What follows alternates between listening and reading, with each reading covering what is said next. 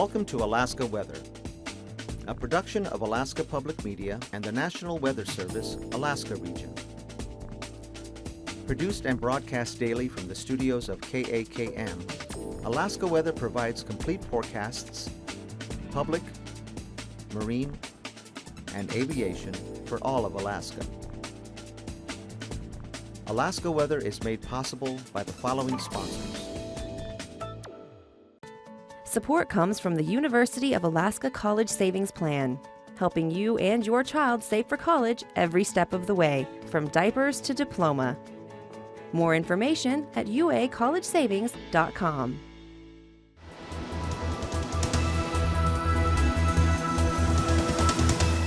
The National Weather Service.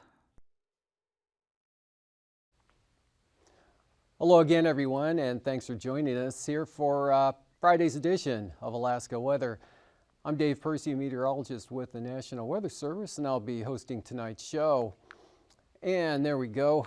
Moving on to the first graphic here, which shows a winter weather advisory for St. Lawrence Island and the Bering Strait coast. That's out for tonight and into tomorrow morning. For northeast winds of 20 to 30 miles an hour, gusting to 40 at times. And that'll produce areas of blowing snow, reducing visibilities down to a half mile or less at times as well. And that's out probably through tomorrow morning, then winds will continue to diminish, and that should end by tomorrow afternoon. Onto the satellite imagery, see a system down here south of the Queen Charlotte Islands, a swirl in the clouds there, and the southeast direction there pushing moisture up and areas of rain here into the southern southeast coast. Then it breaks out into showers over the central panhandle, dries out in the north, but some isolated showers even there. Then another system and cloud area there bringing showers to the eastern Gulf Coast, especially in and around the greater Yakutat area, with snow extending up into the Wrangell Mountains there. And then some flurries over the central interior around Fairbanks, and then breaks out here to the west. And then another swirl there off the Yukon Delta coast, right in that area, and area of snow associated with that in across the Yukon and Kuskokwim Delta, on up towards into St. Lawrence Island, and a little bit there toward the Alaska Peninsula.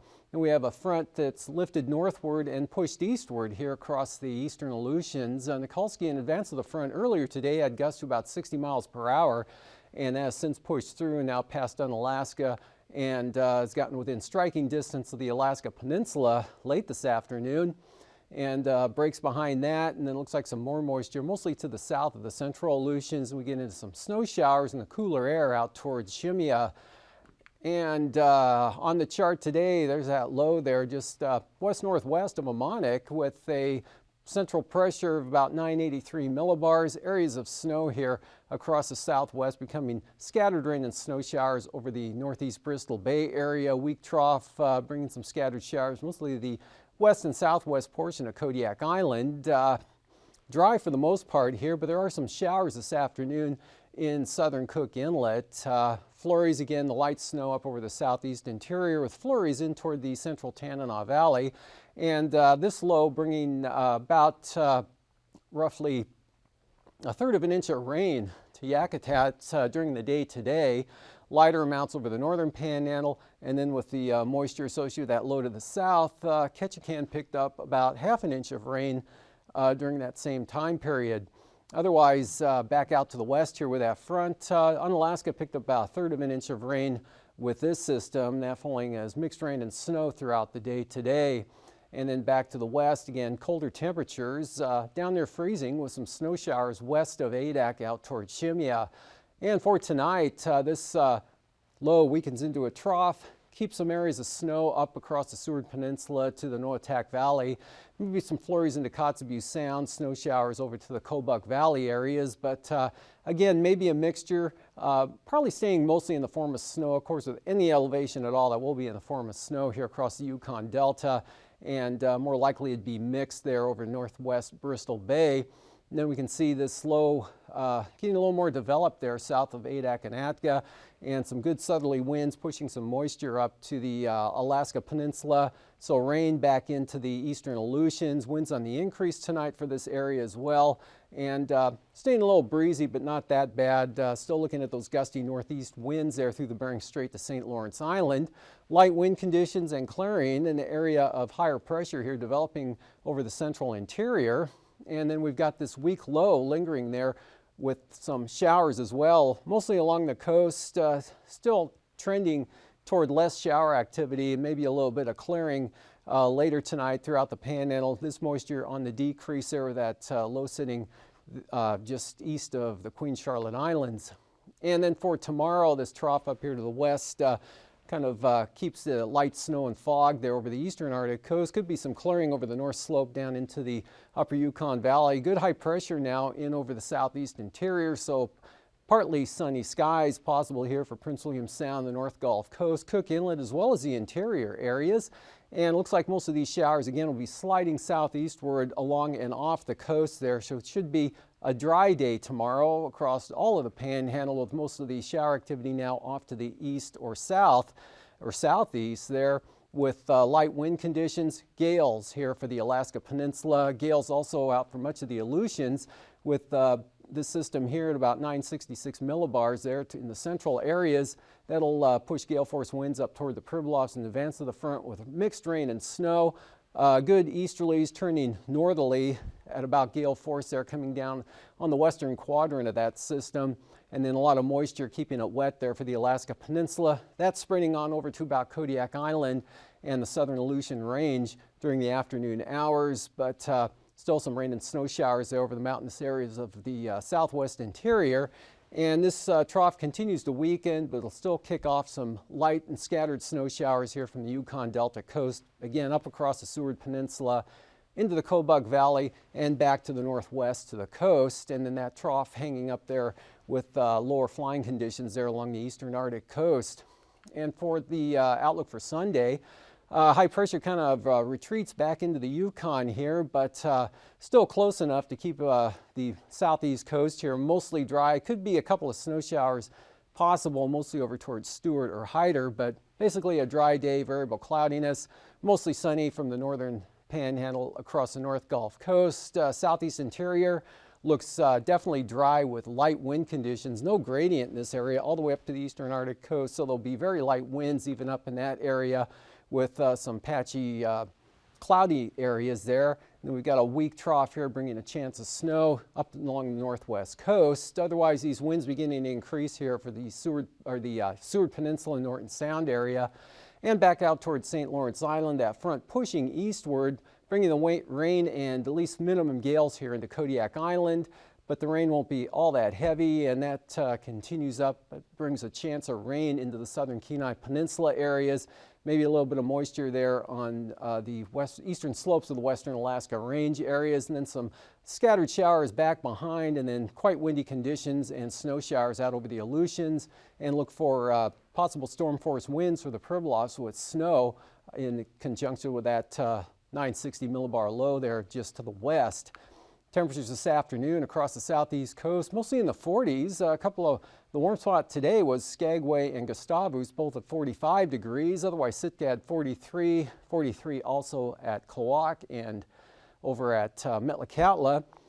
39 up at Yakutat, Cordova, and Valdez, both at 36, as well as Anchorage. 32 at Talkeetna, 34 in Kenai, 35 down at Homer, upper 30s there for Kodiak Island, and 18 at Gulkana and Copper Center, with 9 degrees at Northway, but into the lower to mid 20s there for the Tanana Valley areas, back into the central interior, and then cooler up to the north, but still above zero. Fort Yukon at 3 above, 6 at Umiat Airfield, and Etusuk -1 this afternoon, 0 at Dead Horse, 3 degrees at Wainwright, and a 9-degree reading both at Deering and Kotzebue today, with 25 over at Ambler, 0 at Tin City. Otherwise, in the warmer air, mid to upper 20s here on the southern Seward Peninsula area, and 20s all the way down along the southwest coast, but McGrath just at 13 and Sleep Mute up to 30 with Marshall at 25. Lower 30s out over the Pribilofs today, and upper 30s to lower 40s there for the Alaska Peninsula. Sandpoint at 41, the warmth area. On Alaska, 38. Lower 30s to central Aleutians, and 31 out at Shimia. Low temperatures tonight, dropping possibly a little below zero over the Copper River Basin areas, but generally 0 to 15 above here through the western or the eastern interior, on maybe the eastern Arctic coast, and portions of the North Slope dropping a little below zero, but the mild 20s here from the southern Seward Peninsula to upper 20s over Bristol Bay, and well into the 30s here for the Alaska Peninsula, eastern Aleutian areas. For highs tomorrow for the southeast coast, 30s to mid 40s there. Otherwise coolest tomorrow here over the eastern interior on up to the North Slope, and mildest again with lower 40s here for the Alaska Peninsula on up toward King Salmon. 30s over the Kuskokwim Delta, upper 20s and 30s there for the Yukon Delta, southern Seward Peninsula, and then teens to the northwest, 30s out over the Bering Sea and the Aleutians.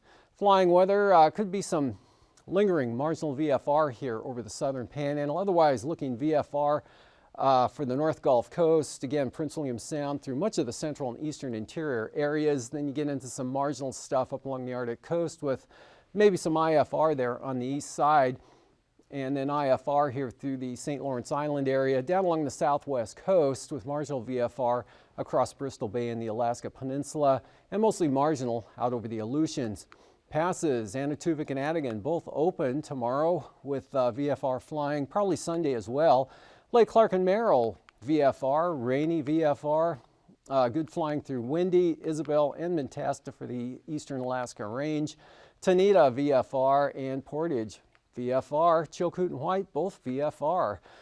Freezing levels 2,000 feet here over the Alaska Peninsula, and also over much of the Panhandle, at least the southern 2/3, otherwise at the surface along the North Gulf Coast, and that forecast to be north of the Pribilofs, give or take there tomorrow morning.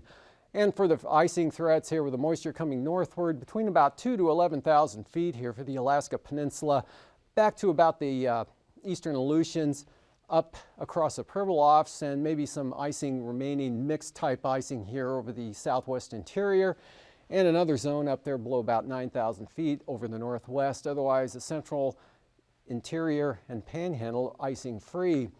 Winds aloft showing higher pressure now, ridging up with kind of directing the jet northward here. The stronger jet still to the south, undercutting it at about 130 knots, but we've got a 100-knot jet here at about 100 knots coming into the eastern Aleutians, and then this low continuing to slide up to the north in that area.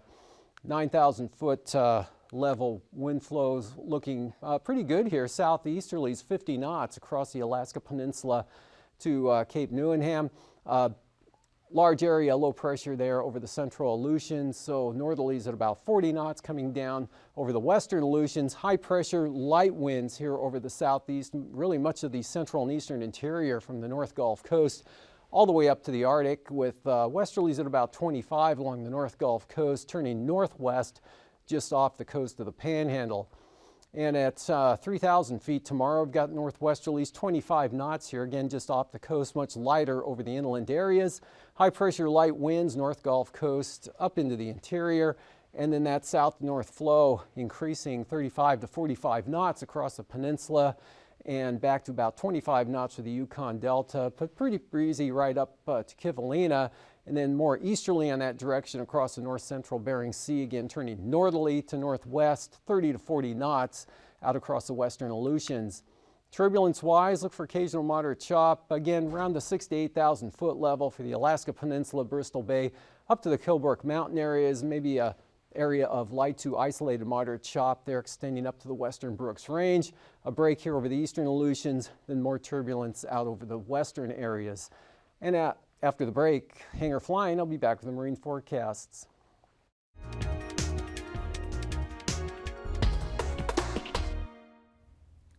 Good evening, I'm Harry Keeling, and on behalf of Alaska Public Media and the Alaskan Aviation Safety Foundation, welcome to Hangar Flying. Our guest this evening is the director of the Cessna 180-185 Club here in Alaska.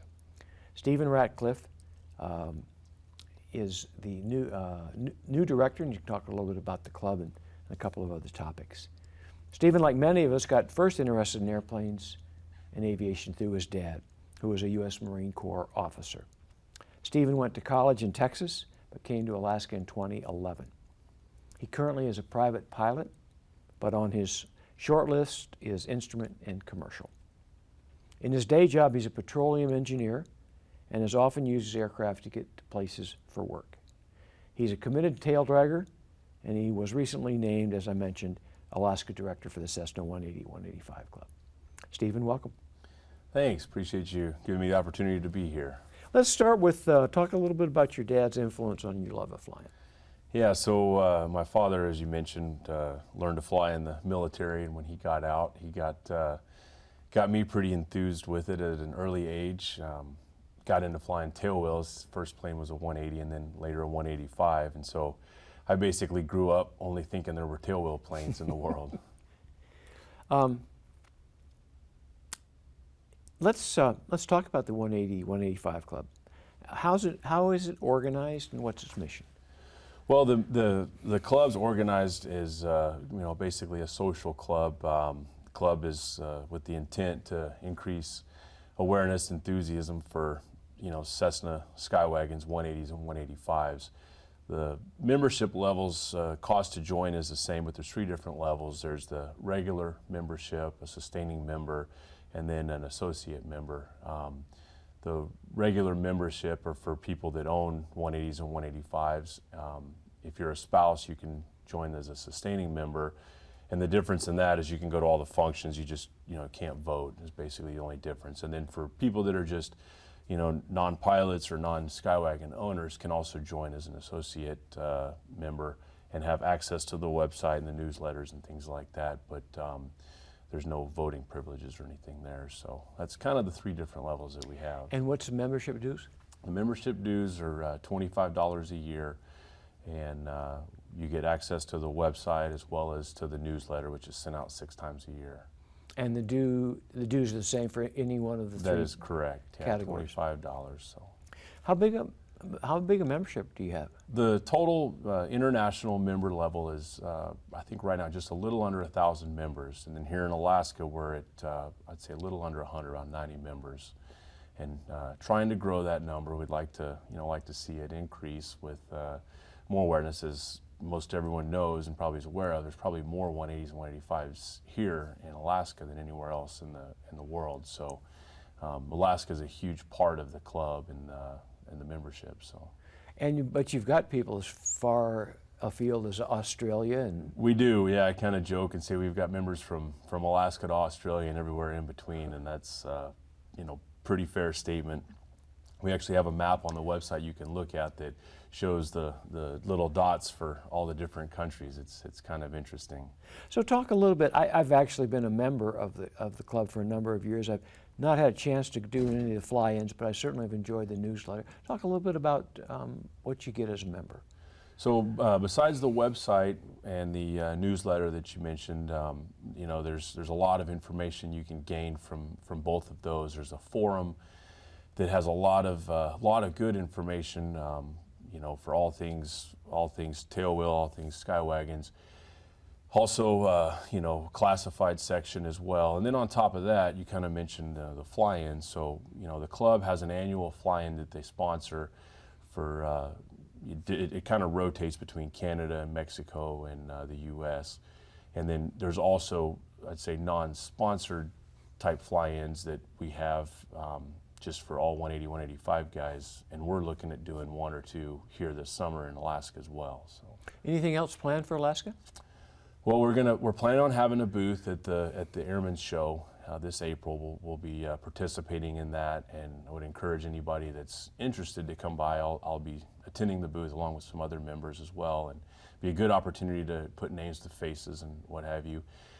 On top of that, we're going to do a group fly out over to the Valdez fly-in. I think that's the weekend after the trade show. And then the weekend of June, I think it's June 10th to the 12th, we're going to have a fly-in at Wrangell Park. Depending upon numbers, we'll determine where we actually have it at, but I think we're looking at May Creek right now, possibly the Peavine Strip. Okay. You know, you came up, I think we're going to run out of time. Let's do this. Let's get you back on, and I want to talk a little bit about some figures that you had from an analysis of 180, 185 accidents. So if I can get you back on, I will thank you for being on tonight. And ladies and gentlemen, I'd ask you to tune in next time. Stephen will talk some pretty interesting figures. And I'd also remind you all that it's the beginning of the year. It's time to renew your 2016 dues for the Alaskan Aviation Safety Foundation. Just go to aasfonline.org, and until next time, fly safe.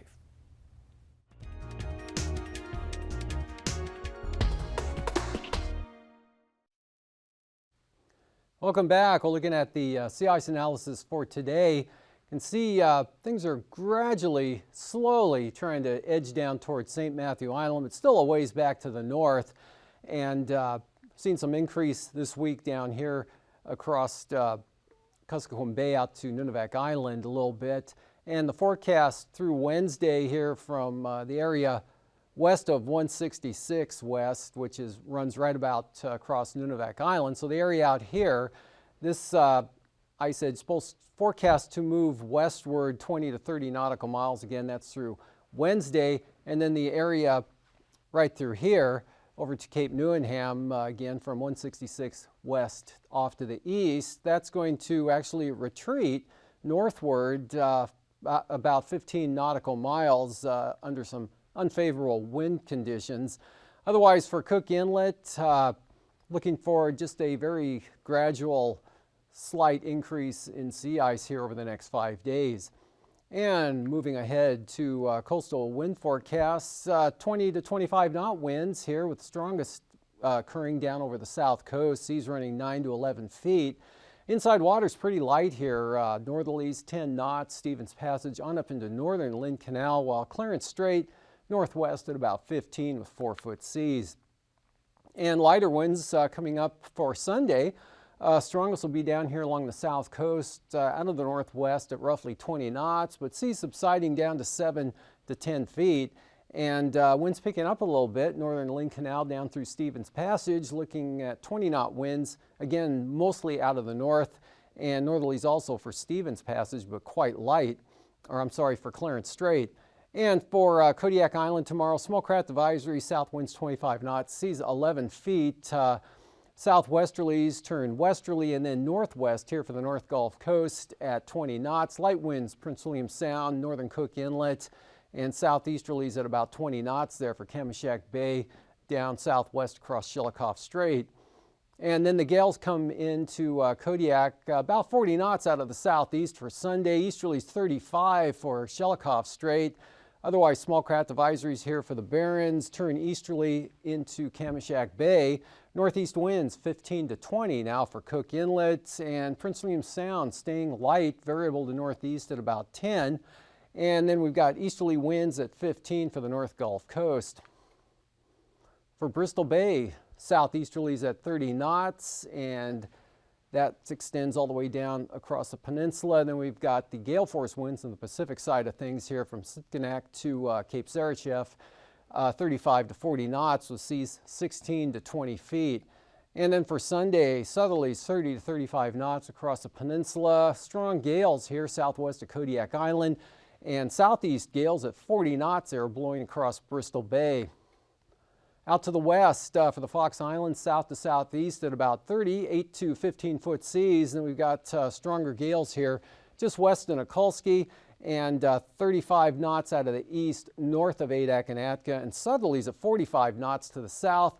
And then back to the west of that low center, we've got some good gales out of the northwest of Adak, diminishing to minimum gales out towards Shemya. And then for Sunday, 30 to 40 knot winds here for the western into the central Aleutians, and 35 to 45 knot winds out of the west for the central areas, and then southwest turning southerly there, 30 to 40 knots for the eastern Aleutians, with seas running 13 to 20 feet. And south of Nunivak Island, we've got southeast winds at 30 tomorrow, easterlies 25 north of the island, brisk wind advisories here for St. Lawrence Island, and 30 knot winds for the northern Bering Sea with heavy freezing spray again tomorrow. Gales coming into the Pribilofs For Sunday, could see some storm force winds possibly. Definitely will be gale force with seas building up to 20 feet. Southeast gales here along the southwest coast turning easterly at 40 knots for St. Lawrence Island, and easterly gales also for the northern Bering Sea with seas up to 15 feet. Up along the Arctic coast on the east side, 10 to 15 knot easterlies there. Pretty light variable winds here for the central and western coast, and then northerlies here from Cape Beaufort all the way down to Wales, increasing to 20 knots. For the Sunday forecast, we've got brisk wind advisory showing up now out of the east there from Wales up to Cape Thompson. Otherwise, northeasterlies 10 to 20 knots on the western Arctic coast, and south to southeast at 10 knots for the central and east side. For tonight, again, an area of high pressure developing here, just some clouds, maybe an isolated snow shower right through here, but drying out from the North Gulf Coast. Slow decrease in the precipitation showers continuing there for the Panhandle. More moisture and wind coming up to the Alaska Peninsula, especially after midnight. This break shifting to the north. Still some probably mostly snow as opposed to any rain here from the Kilbark Mountains up across the Yukon Delta. Definitely some light snow here at times for the Seward Peninsula into the Noatak Valley areas and the Chukchi Sea. And then snow out over the central Aleutian areas, becoming rain over the eastern Aleutians.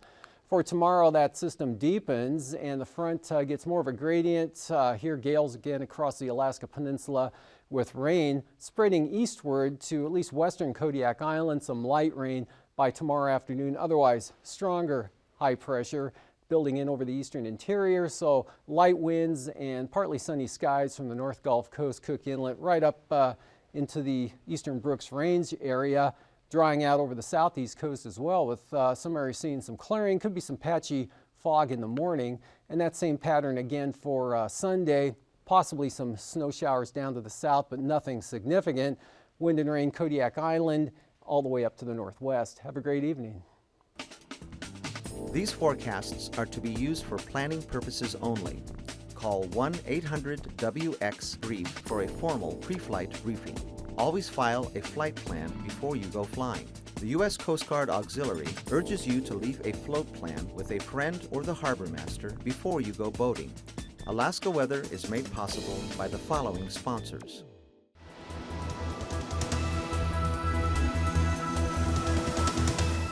The National Weather Service.